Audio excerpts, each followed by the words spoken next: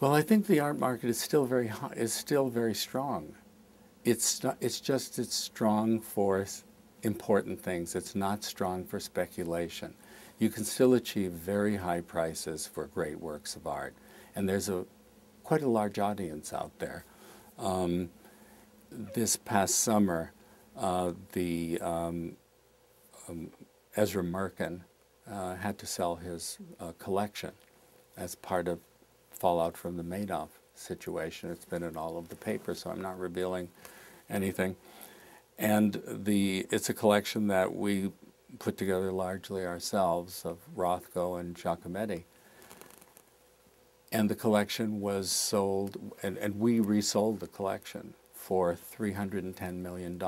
So there was somebody there to write a check for $310 million for a group of works of art. So there are people who are taking advantage of the opportunities to get works that were previously not available. And a lot of masterpieces have been locked up in the hands of people who would ordinarily never have to sell them. They are slowly becoming available as people have to need more capital. So, you know, there are opportunities like that. And my illustration is just that there is a very healthy art market out there. What appeared to be a healthy art market during the boom was really a sick art market. Well, I think auction houses have been as much responsible for the crash as any other entity. I think they're incredibly irresponsible, overestimating to get things, then calling clients and saying, you know, we haven't had so much interest in the work of yours we're going to auction. You should come down on the reserve price. They are very sneaky. It's a good word, sneaky. We should bring back sneaky. And I think they're having a lot of trouble getting work. I was talking to someone at Sotheby's, and they got a very nice but small estate from Akron, Ohio, and one of the guys at Sotheby's said to me, if we hadn't gotten that group of works, we would have had 22 works for the auction. So now people are really trepidatious about the auctions, and the problem is if you put a work into the auction that has a high value on it and it hasn't sold and it doesn't sell, you have burned the work. And a lot of collectors don't want that work then. You know, there is a public confirmation that this work was not wanted. Why should I buy that? And that's a danger. And so people are being very cautious now. And I think the auction house's problems have been to our benefit.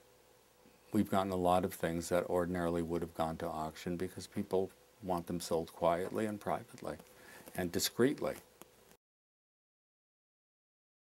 No, I think it is just the opposite.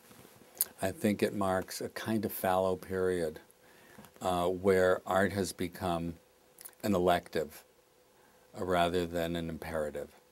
I like to think that art chooses the artist. But in recent years, the artist has chosen art as a vocation.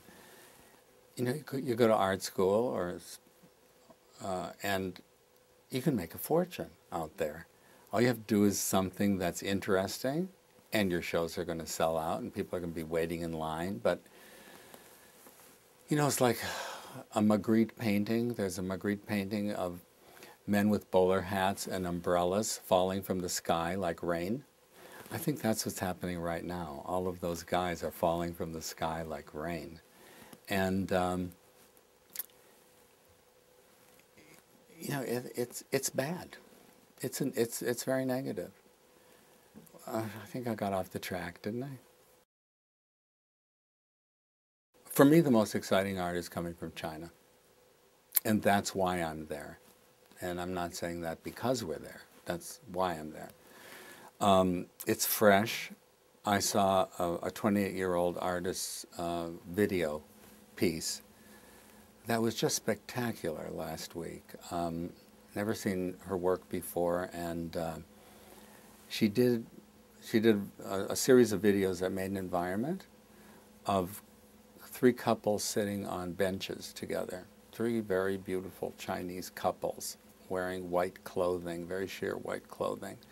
And as they began, the men were absolutely stationary, and as they began to twitch and move, the women started to become restless, and at one point, the women stood up and ripped the clothing apart between the two of them. They were wearing the same clothes.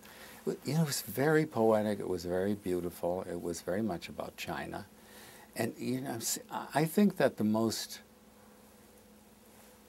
boring and the most important art being made today probably is video. You know, there are so many marks that you can make on a canvas. And painting hasn't changed very much since somebody pulled bristles out of the back of a pig and tied them to a stick and dipped it in paint and made marks on a wall. That's been a way of working. And it's harder and harder and harder to say something in that medium. Now, I'm not saying it's getting harder and harder to say something. I think the dialogue is always there. Artists will always be there.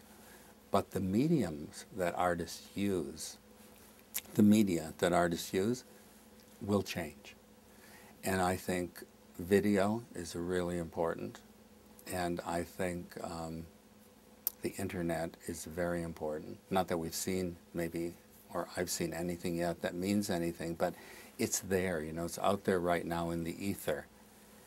And it's not highly decorative. You know, the works of art that we now consider, like Cubist Picasso's and Matisse's, decorative enough to put on walls in sitting rooms, were once not. And video art is even more difficult to use.